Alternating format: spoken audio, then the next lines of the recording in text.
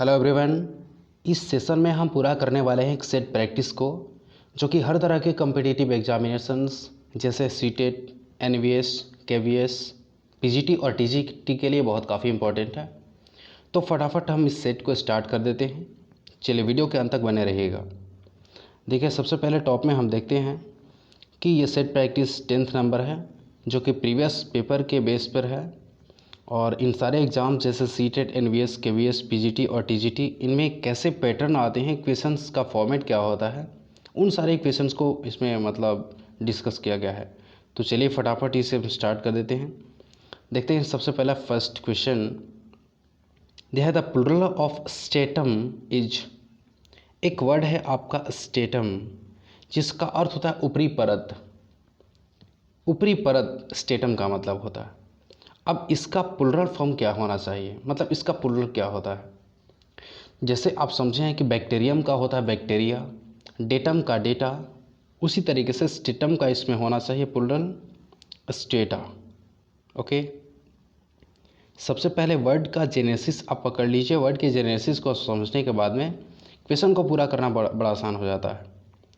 चलिए question number next हम देखेंगे 2 नंबर कि द सिंगुलर ऑफ फार्मूला और फार्मूलाज, यानी कि इनका सिंगुलर क्या होता है, माने फार्मूला का सिंगुलर फॉर्म होता क्या है।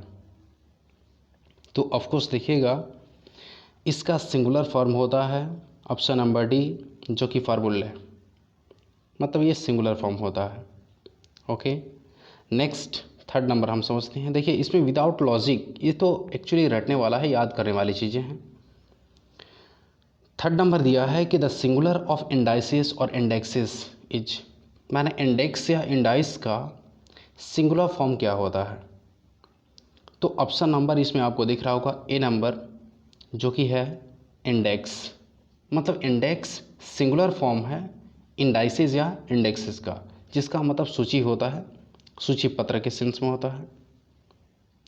नेक्स्ट क्वेश्चन आपका है 4th number, the singular of appendix, मतलब अपेंडिस, मैं अपेंडिस का सिंगुलर फॉर्म क्या होता है। तो देखिए, इसमें अपेंडिक्स होता है, हालांकि एम नंबर ऑप्शन होगा, लेकिन दिक्कत एक चीज़ है इसमें कि इसमें ई लेटर सिर्फ एक होना चाहिए था, मतलब एक ही ई होगा, मतलब इसमें टाइपिंग मिस्टेक है। नेक्स्ट समझिएगा 5 नंबर क्वेश्चन आपका है, यह द सिंगुलर ऑफ सेराफिम और सेराफस इज, यानी कि इनका सिंगुलर फॉर्म क्या होता है। असल जैसे सेराफिम और सेराफ्स का मतलब होता है फरिश्ता, जो देवदूत होता है, उसे हम कहते हैं सेराफिम या सेराफस, सेराफ्स। इसका सिंगुलर फॉर्म होता है सेराफ। ऑप्शन नंबर आपका ए दिख रहा होगा, वो ऑप्शन सही है। ओके, देखिए नेक्स्ट क्वेश्चन आप देखिएगा आपके स्क्रीन पे जो दिखाई दे रहा होगा। 6 नंबर क्वेश्चन आप देखिएगा कि आवर साइकिल, ध्यान समझिएगा, our cycle dash a lot of trouble this days, मतलब हमारी साइकिल इन दिनों बहुत काफ़ी मतलब परेशान कर रही है, या बहुत काफ़ी दिक्कत दे रही है, परेशान कर रही है। अब समझिएगा, इसमें एक एडवर्बियल वर्ड्स आया है जो कंबाइंड वर्ड, यानी कि दिस डेज, यानी कि इन दिनों, जो दिस डेज है ये बता रहा है कि कोई भी एक्शन कंटिन्यूअस हो रहा है या चल रहा है। और दिस डेज इन दिनों, यानी कि प्रेजेंट कंटिन्यूअस में ये सेंटेंस हो सकता है, यानी कि आवर साइकिल, इसके बाद में प्रेजेंट कंटिन्यूअस टेंस के फॉर्मेट, यानी कि इस एम आर और वर्ब में आईएनसी का यूज होना चाहिए।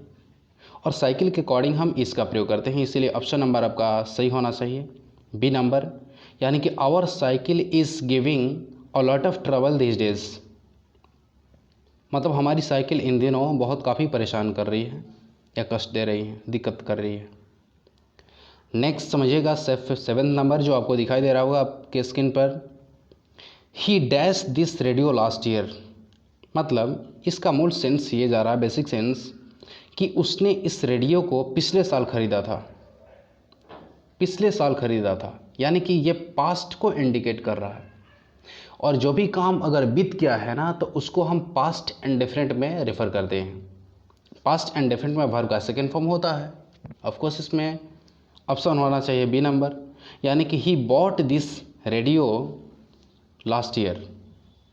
ओके, नेक्स्ट क्वेश्चन आपका 8 नंबर होगा, ध्यान से समझिएगा कि वी होप दैट, हम आशा करते हैं कि ही डैश विल सून, कि वह जल्दी ठीक ठाक हो जाएगा, माने अच्छा हो जाएगा। हॉस्पिटल में किसी से मिलने के लिए जाते हैं, कोई बीमार है, कोई पेशेंट है, और हम कामना करते हैं, हम उम्मीद करते हैं कि वो अच्छा हो जाएगा, तो उसके सेंस में ये है। वी होप दैट, हम आशा करते हैं कि ही विल गेट सून, यानी कि ऑप्शन नंबर आपका होना चाहिए डी नंबर, जो आपके स्क्रीन पर दिखाई दे रहा है, ऑप्शन नंबर डी, यानी कि he will get soon, he will get well soon, माने वो बहुत जल्दी ही अच्छा हो जाएगा। नेक्स्ट क्वेश्चन आपका रहेगा, honest people dash by society. जो ऑप्शन दिया है, ऑप्शंस के संबंध में इसका अर्थ ये जा रहा है कि ऑनेस्ट पीपल यानी कि ईमानदार लोग सोसाइटी के द्वारा रिस्पेक्ट किए जाते हैं, माने उनकी आदर की जाती है। इसमें ऑप्शन आपका सी नंबर, यानी कि ऑनेस्ट पीपल, ये प्लुरल है, पीपल मतलब लोग, तो आर रेस्पेक्टेड पैसिव फॉर्म में जाना चाहिए कि ऑनेस्ट पीपल, ईमानदार लोग की इज्जत की जाती है बाय सोसाइटी, सोसाइटी के द्वारा, यानी कि सोसाइटी के हर एक लोगों के द्वारा ऑनेस्ट पीपल की रिस्पेक्ट की जाती है।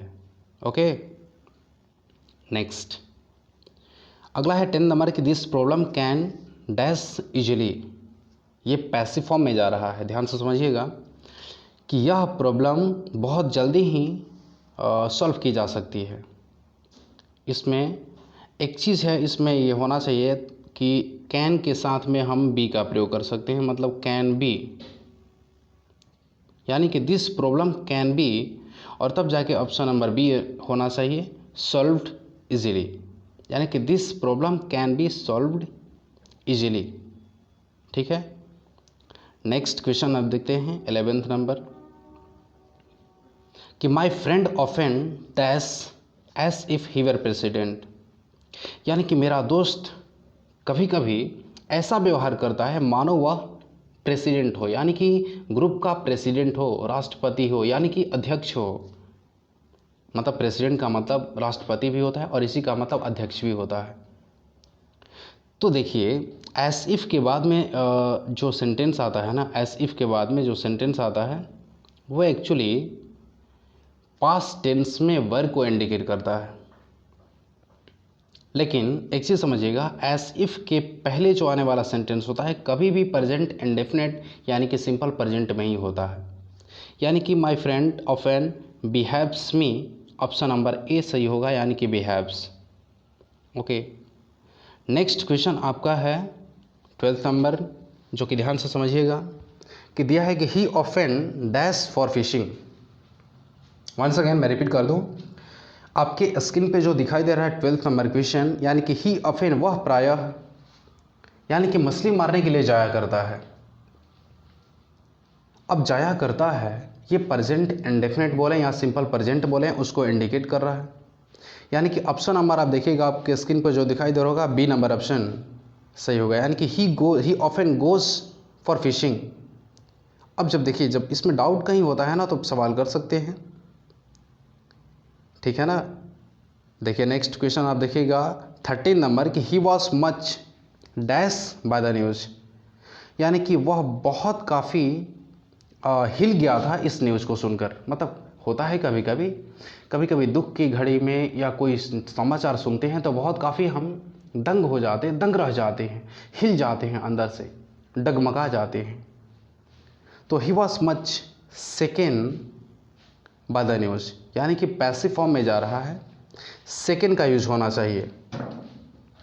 ओके, नेक्स्ट क्वेश्चन आपका 14th नंबर है, ध्यान से समझिएगा कि as he dash not there I spoken to his sister.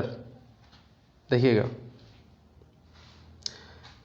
Actually मतलब इस सेंटेंस में थोड़ा सा ये है कि as he was not there, चूँकि वह वहाँ नहीं था, नहीं तो I spoke to his sister, यानी कि स्पोक है यहाँ पर, स्पोक ही समझिएगा कि as he was not there, चूँकि वह वहाँ नहीं था, इसीलिए मैंने उसकी सिस्टर को मैंने बोल दिया है, मैंने उसकी सिस्टर को बोल दिया है, मतलब हमने कह दिया। नेक्स्ट आपका देखिएगा, नेक्स्ट सवाल है कि honesty is dash on his face, यानी कि ऑनेस्टी उसके चेहरे पर साफ साफ दिखाई देता है, यानी कि लिखा हुआ है, लिखा प्रतीत होता है। यानी कि पैसिव फॉर्म में आपका सी नंबर ऑप्शन होना चाहिए, honesty is written on his face. जब पैसिव फॉर्म में कभी भी टर्न होता है ना, तो वर्ब का थर्ड फॉर्म आता है, इस बात को याद रखिएगा। नेक्स्ट है कि since we dash late we were not permitted, चूँकि हम देर से गए थे और इसीलिए हमें परमिशन नहीं था अंदर जाने का।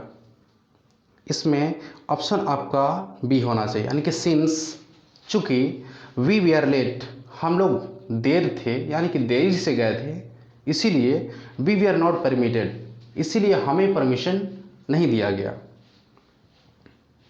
नेक्स्ट आपका है 17th, यानी कि लेट अस डैश हार्ड, यानी कि हम कठिन मेहनत करें। ये ध्यान से समझिएगा कि जब भी कोई सेंटेंस आपका कभी भी अगर लेट से प्रारंभ होता है ना, तो इतना ध्यान रखिएगा कि लेट के बाद में जब भी कोई वर्ब आता है वो वर्ब का फर्स्ट फॉर्म होता है। वर्ब का फर्स्ट फॉर्म इसमें कौन सा होगा? ऑफ कोर्स ऑप्शन आपका ऑप्शन हो जाएगा ए नंबर, यानी कि लेट अस वर्क हार्ड, हम लोग कठिन मेहनत करें। किसी भी चीज़ को मतलब सफलता पाने के लिए हम कठिन मेहनत करें। Next, if you work hard, अगर तुम कठिन मेहनत करोगे तो यू विल पास। देखिए ऑप्शन में बी हो जाएगा, यानी कि इफ़ यू वर्क हार्ड। इतना ध्यान रखिए कि जब भी आपके सेंटेंस अगर इफ़ से स्टार्ट होते हैं ना, तो इफ़ से स्टार्ट होने वाला जो सेंटेंस होता है वो प्रेजेंट इंडेफिनिट में होता है, और जो आने वाला सेंटेंस अगला होता है नेक्स्ट, वो फ्यूचर इंडेफिनिट में होता है। यानी कि if you work hard simple present, यानी कि प्रेजेंट इंडेफिनिट है, आने वाला हो जाएगा यू विल पास, आप सफल हो जाएंगे। अब नेक्स्ट देखिएगा 19th है कि if he dash I shell help him, यानी कि अगर वह मेरे पास में आएगा तो मैं उसकी मदद अवश्य करूँगा।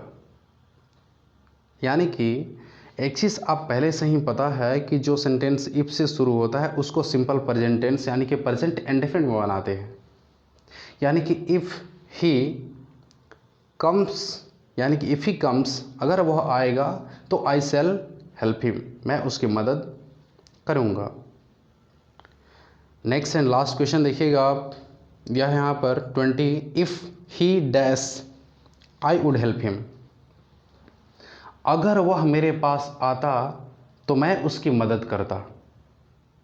अब इस सेंस में समझिएगा, अगर वह मेरे पास में आता तो मैं उसकी मदद करता।